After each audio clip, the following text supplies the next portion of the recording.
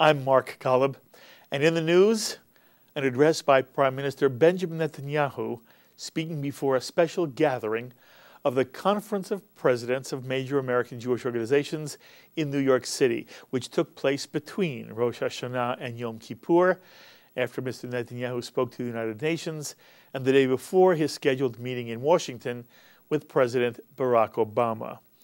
The Prime Minister spoke about the comparison between Hamas and ISIS, the ongoing threat posed by a potential nuclear Iran, and the very difficult summer Israel endured through Operation Protective Edge.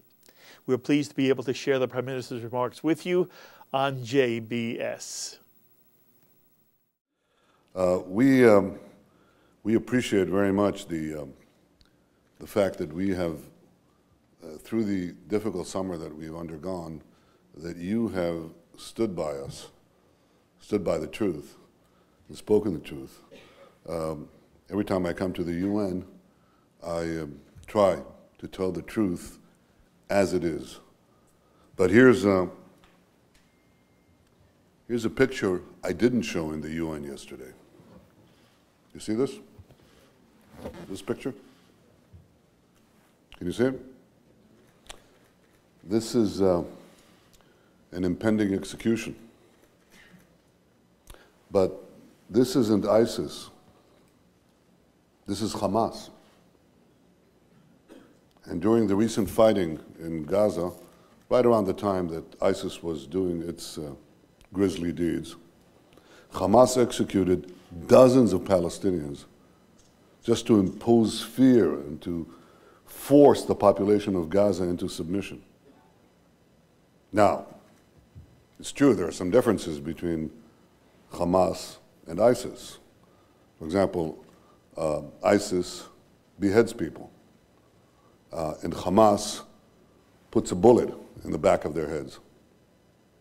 But to the victims and to the victims' families, the horror is the same. The point I was trying to make yesterday, and I'm making today, is that we are faced with a worldwide network of militant Islamist groups and regimes. It's not that they have a common war room.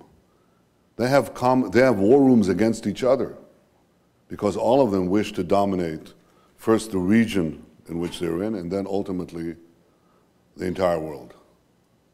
But they all share this fanatic ideology. They all have not only unbridled ambitions, but also savage methods. And the more they have the capability to realize their ambitions, the more they'll unleash their pent-up aggression against our common civilization. This is the point that I think is most important. We all support the effort led by President Obama to stop and defeat ISIS. There's no question that has to be done. But to defeat ISIS and leave Iran as a threshold nuclear power is, as I said yesterday, I'll say it again, is to win the battle and lose the war. We have to stop ISIS, defeat ISIS, but we have to prevent Iran from getting the capability to produce nuclear weapons. Now, because of the ascendancy of these dual threats, the arming of Iran with nuclear weapons and the inroads that militant Islam, through its various factions, is making into the Sunni world, there is a growing convergence of interest between Israel and the major Arab states. I argue that it is possible not only to address the great threats before us by working together, but also to seize an opportunity to advance our quest for peace with our Palestinian neighbors by having the Arab countries participate in a meaningful way in the construction of a solution for the Israeli-Palestinian problem. Because the possibilities are much bigger if you think out of the box. That is certainly a subject that I intend to take up in my conversations with President Obama tomorrow, both subjects, Iran and ISIS, and of course, the quest to address and advance to a solution of the Israeli-Palestinian problem through the broader participation of the Arab governments. I think there are new challenges, new opportunities, and I think we should seize the opportunities and also meet the challenges. Everything that I said always needs to address the fact that we are under constant attack, not only physical attack by the various offshoots of militant Islam on our borders, as we just handled in Hamas, the battle against Hamas, but also a political attack and a moral attack, as we've seen in the UN so-called Human Rights Committee, as we see in other forums. And I greatly value the participation on your part in defending Israel in this great battle for truth. But I have to tell you that before and alongside our defenses in the battle for truth, we need to defend ourselves in the military battlefield. And one of the great things that happened in this summer is to see the courage, the heroism of the soldiers of Israel. I think that there's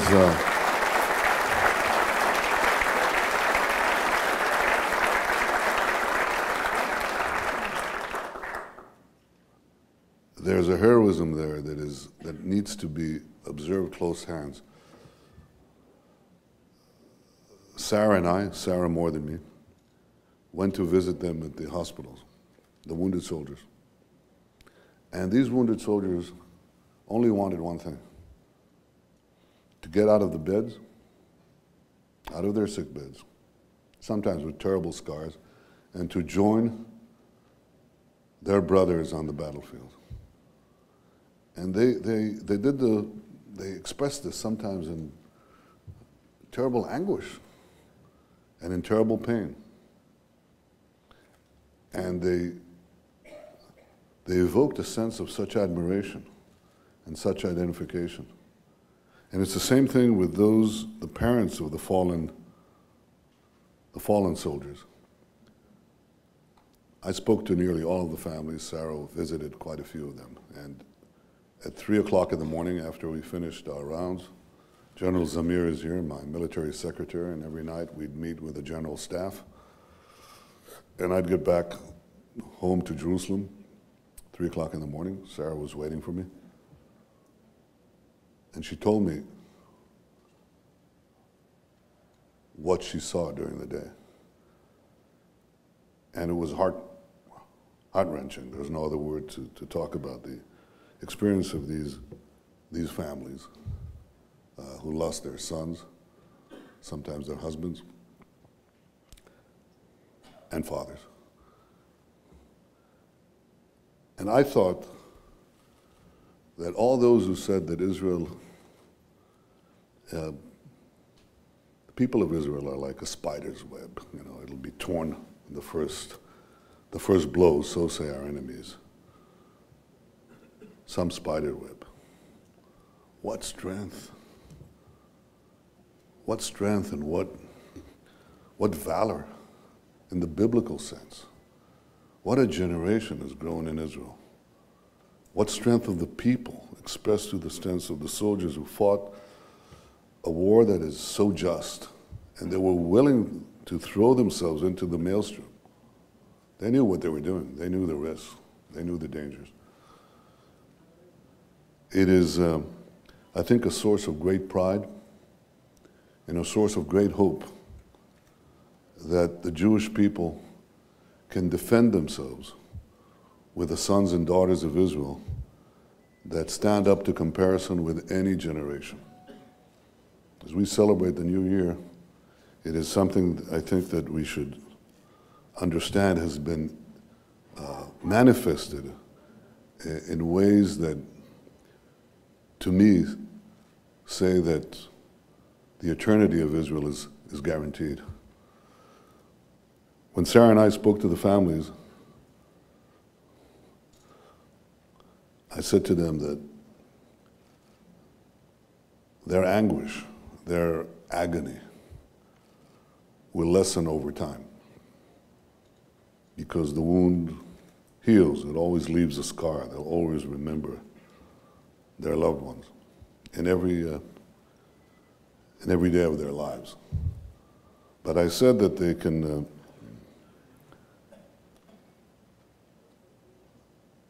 can draw comfort. And I said this from personal experience. First, because life is a powerful river. It just sweeps you forward, and it gives you new horizons, and it gives you new hopes, and it gives you new joy, even though every joy will be mixed. It brings you new life. But they can also draw comfort from the fact that these fallen heroes form links in the chain of the Jewish revival in the last century, of these modern Maccabees who have ensured with their sacrifice that the Jewish people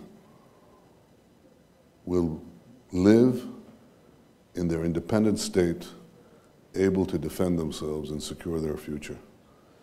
And it is the power of life that is enshrined in the history of our people and the courage of our soldiers that I wish to celebrate here today with you, the great champions of the State of Israel here in the United States.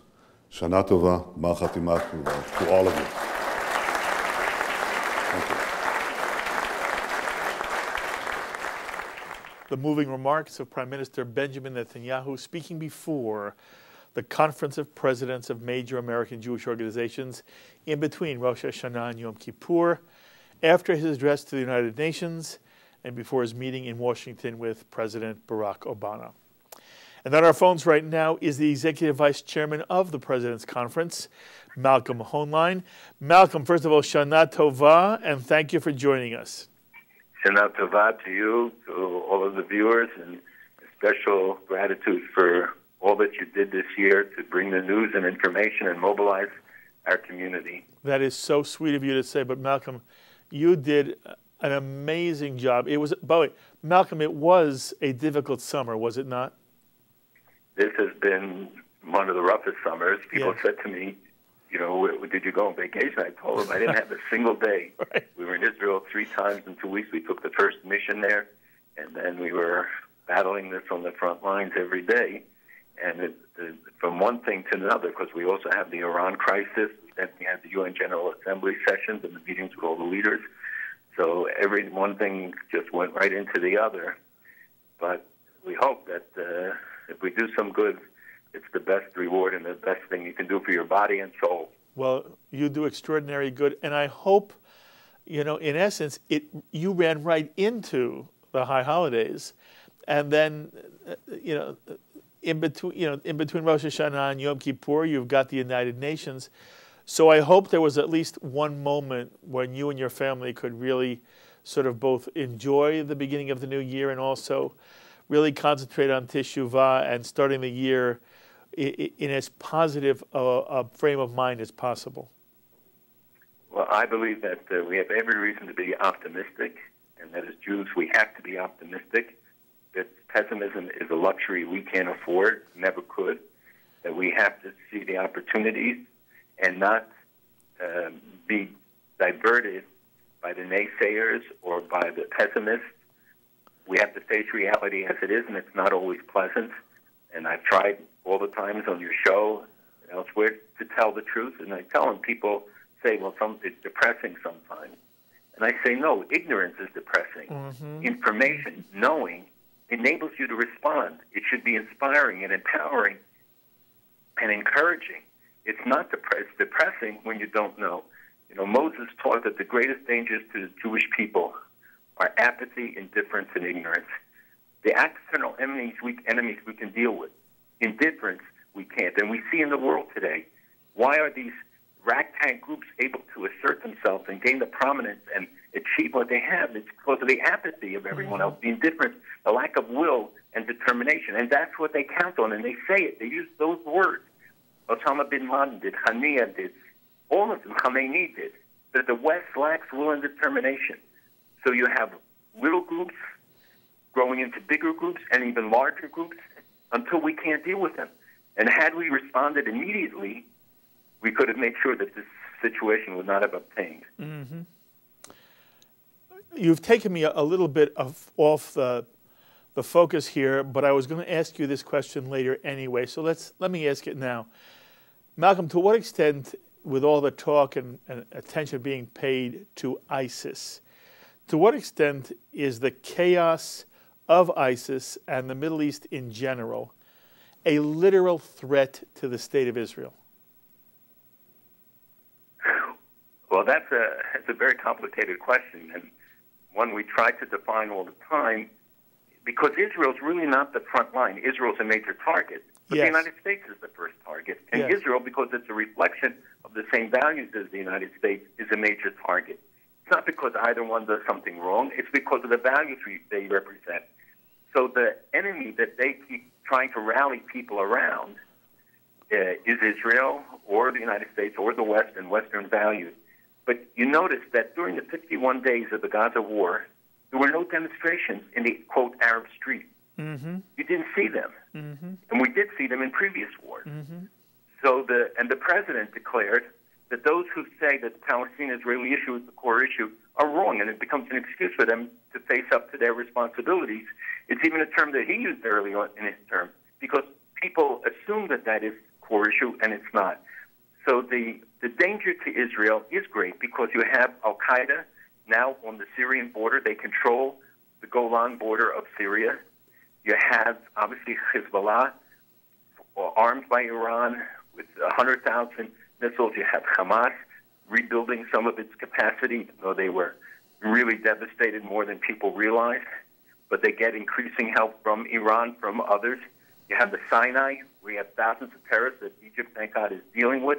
They closed over 1,000 tunnels of smuggling into Gaza, which also benefits these terrorists. And the Arab countries now, Saudi Arabia, the UAE, Egypt, Jordan, even the PA, recognize that Israel is the source of hope. They say it to us, the leaders of the country. Yes. And then you look at what has happened. Yemen has fallen into the hands of an Iranian subsidiary, the Houthis. Now, this people don't even write about, people don't care about.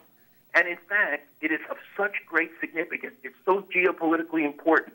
It threatens the survival of Saudi Arabia, but it gives them control, Iran control over Bab al-Mandab, which is the major strait through which 60% or more of our oil comes and Western shipping.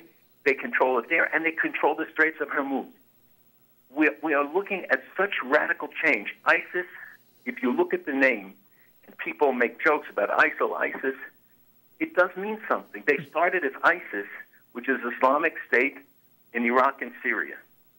Then they became ISIL, the Islamic State in Iraq and the Levant, which includes, as you know, Lebanon, Israel, and Palestine, Syria, and Jordan. And now it becomes IS because they have no borders. They have frontiers. The terrorist groups, these terrorist groups are territorial. The groups we fought in the past were ideological. They wanted to impose an ideology, but they didn't seek territory. Now all of these groups, and groups like the Houthis in Yemen, have been fighting on the border there for years. Now they captured territory, took over the capital, enhanced the government, and we are seeing this major shift, which has erased borders. Nobody can tell you where the borders of Syria are today. Yes. Look at the situation in Iraq. I mean, we could go country by country and look at the ramifications of this are astounding. And it's not about Israel. Israel, if anything, is the source of stability today.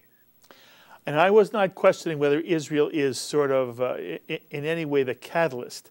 I only wanted to know whether you felt that the borders of Israel were either today or tomorrow in jeopardy, not from a West Bank Palestinian issue, but because of an ISIS.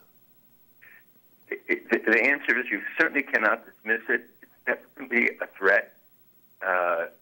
There's no enemy today that can, of its neighbors, that can destroy Israel, but a collectivity, and if they fall into the hands of these terrorist entities, I mean, think of Jordan. Israel's border with Jordan is quiet, yes, mutually cooperative, but you're right. If you look at that border and you think that if Hamas were in the West Bank and ISIS on the other side, Jordan wouldn't last 24 hours. Exactly right. So Israel has to look at all these situations, and the biggest miracle is the election of Sisi and his actions in Egypt, giving Israel not only a quiet border and a cooperative relationship, fighting together against the terrorists that threaten both countries. Mm-hmm. All right, now come to Netanyahu's visit with the President's Conference. Malcolm, I found much of what Mr. Netanyahu said to be very moving and very important. I was wondering, I mean, you're in the room. What were your feelings? What were your reactions to some of the things he had to say?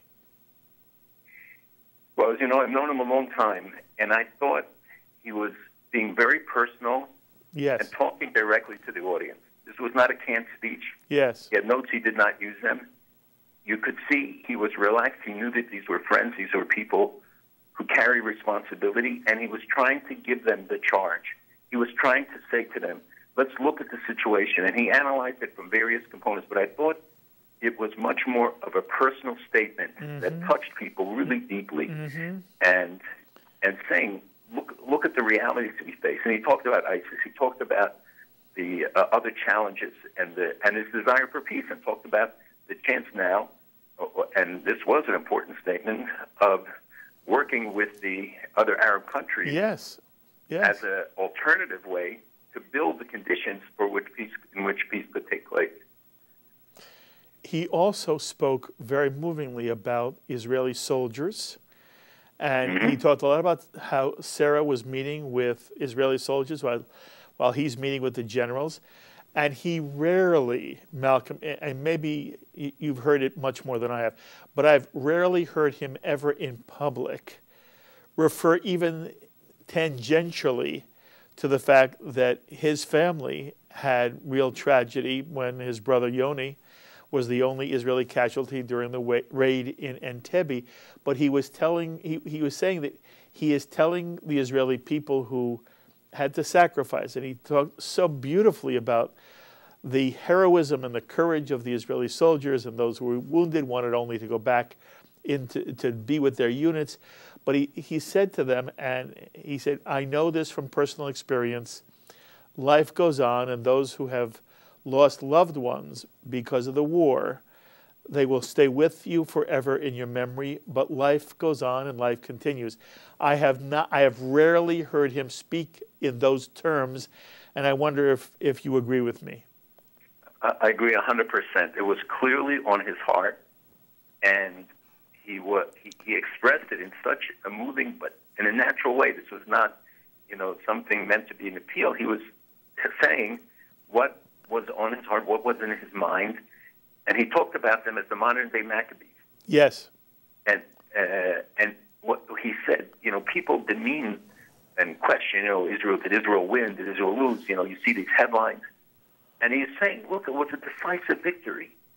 Israel moved quickly and efficiently, guarding the lives of our opponents who put their children in front of their missiles to protect their missiles when we use missiles to protect our children.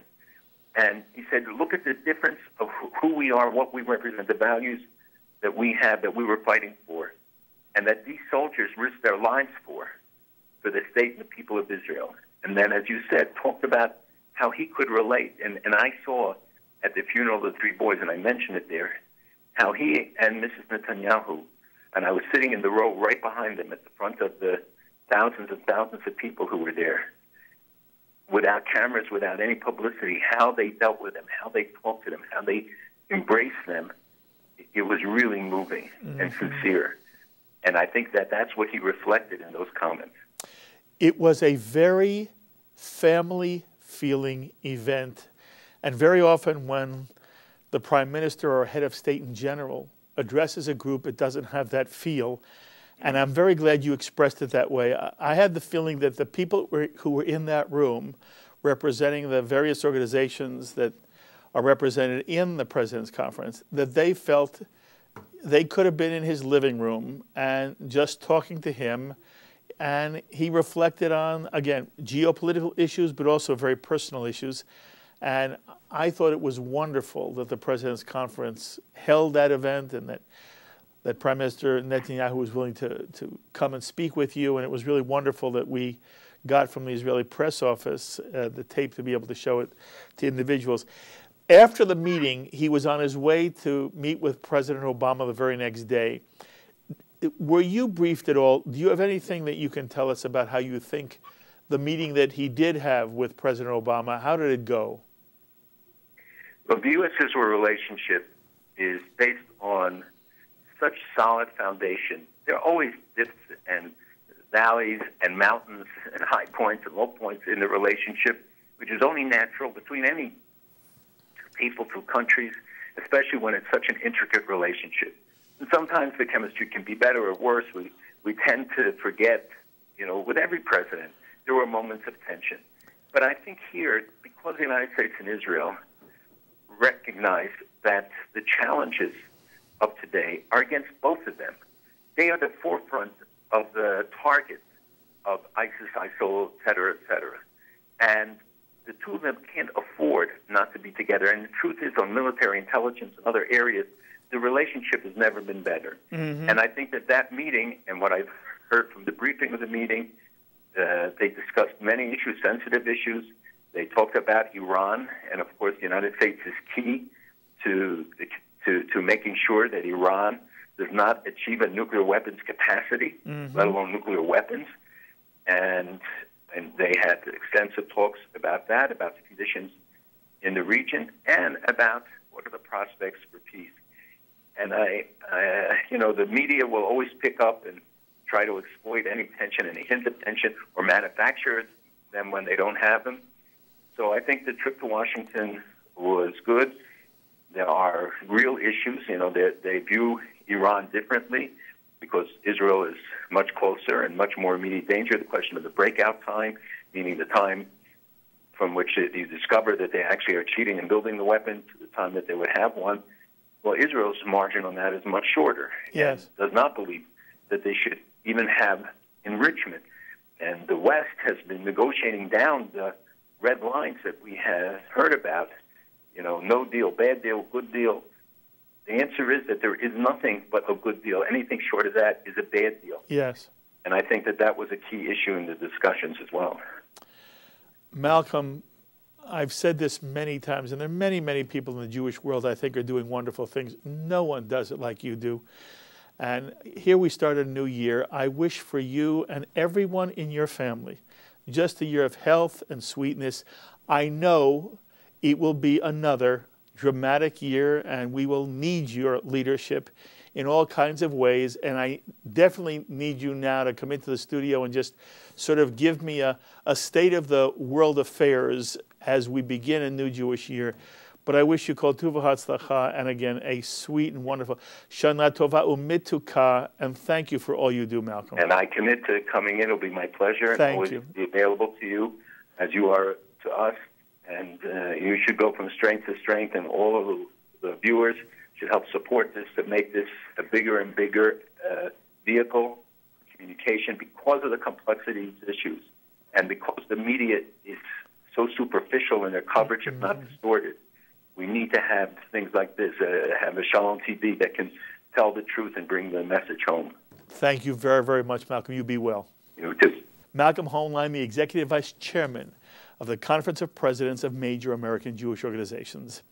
My thanks to Sloan Copeland, Serge Goldberg, Dara Golub, and the producer of this edition of In the News, Ron Jacobson.